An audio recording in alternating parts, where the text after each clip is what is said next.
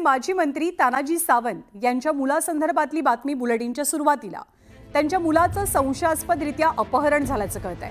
पुणे विमानतळावरनं ऋषीराज सावंत हा बेपत्ता झाल्याचं समोर आल्यामुळे एकच खळबळ माजली। ऋषीराज हा आपल्या घरच्यांना कोणतीही कल्पना न देता 2 मित्रांसह खासगी विमानानं बँकॉकच्या दिशेने निघालेला होता। दरम्यान ऋषीराजच्या अपहरणाची तक्रार सिंहगड पोलीस स्थानकात दाखल झाल्यानंतर पोलिसांनी तातडीनं हालचाली सुरू केल्या आणि संबंधित विमान कंपनीसोबत संपर्क साधला।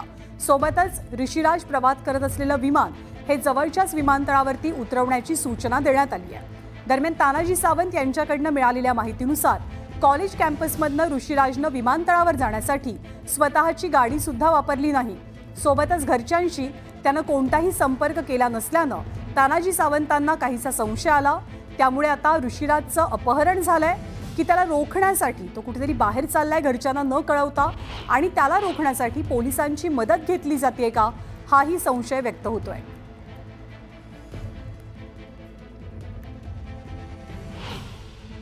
सिंहगड रोड पोलीस स्टेशनला एक किडनॅपिंगची FIR दाखल करण्यात आलेली आहे आणि त्या अनुषंगाने जे आहे क्राईम ब्रांचकडे हे तपास जे आहे ते हँडओव्हर करण्यात येत आहे आणि क्राईम ब्रांचचे जे आहे टीम यांच्या तपासमध्ये लागलेले आहे।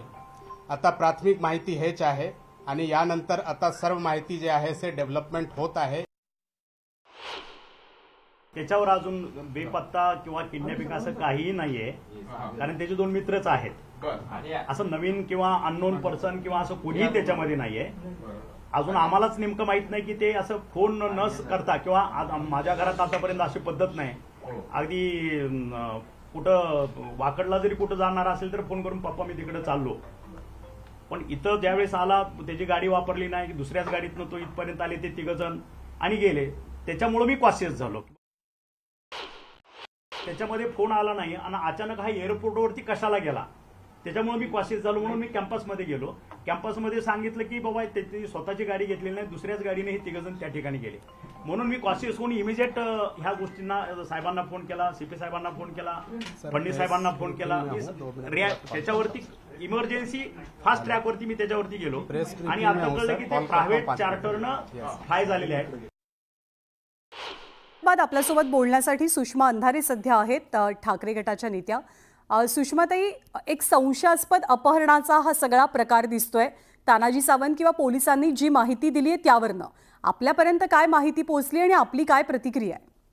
नाही, आमच्यापर्यंत माहिती पोहोचवणारे आपणच लोक आहात। मात्र माजी मंत्री तानाजी सावंतांचा मुलगाचं अपहरण झालंय ही बातमी माझ्यासारख्याला हादरवून टाकणारी असते। कारण जर मंत्र्याच्या मुलाचं अपहरण होऊ शकतं तर सर्वसामान्यांच्या मुलाचं काय?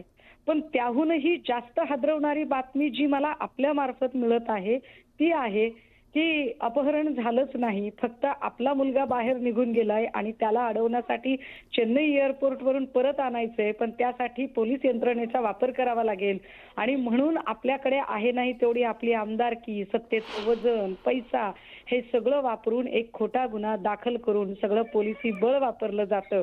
हे फार आश्चर्य आहे।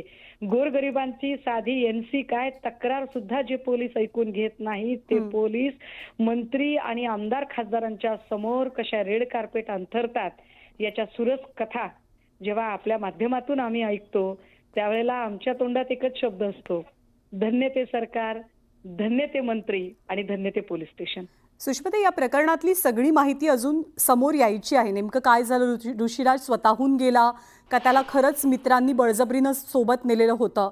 पण आत्ता जे हे सगळे मुद्दे किंवा संशय उपस्थित होतात पोलीस यंत्रणेला वेठीला धरलं जात असल्या संदर्भातले, जर खरंच असं काही झालं असेल तर आपण आवाज उठवाल या विरोधात? नाही, हे बघा, काय खरं काय खोटं हे आपणच आमच्यापर्यंत पोहोचवणारे आहात। त्यामुळे निश्चितच जर अशा पद्धतीने म्हणजे सगळ्या गोष्टी जेव्हा स्वच्छ होतील आणि जेव्हा हे लक्षात येईल की अरे इथे पोलीस यंत्रणेचा गैरवापर केलाय, त्यावेळेला आम्हाला देवेंद्रजींना हा साधा प्रश्न विचारायला आवडेल की एकीकडे बदलापूर प्रकरणातल्या एका वामन म्हात्रेवर तक्रार दाखल व्हावी म्हणून आम्हाला 8 तास उन्हात बसून आंदोलन करावं लागतं, दुसरीकडे एक खोटी तक्रार दाखल करण्यासाठी कशा पद्धतीने सत्तेचा गैरवापर केला जातो आणि यावर गृहमंत्र्यांचं म्हणणं काय आहे त्यांचं म्हणणं घ्यायला आम्हाला नक्की आवडेल। सुषमाताई, आभार आपले, आपण प्रतिक्रिया दिलीत त्याबद्दल. त्यामुळे ऋषिराज सावंतचं अपहरण झालंय, तो स्वतःहून निघून गेलाय का, याबद्दलचा सस्पेन्स अजूनही कायम आहे. पण याच प्रकरणावरनं पोलीस यंत्रणांना तानाजी सावंत वेठीस धरतायत का, अशी सुद्धा चर्चा नव्यानं सुरू झालेली आहे. आणि मस्ता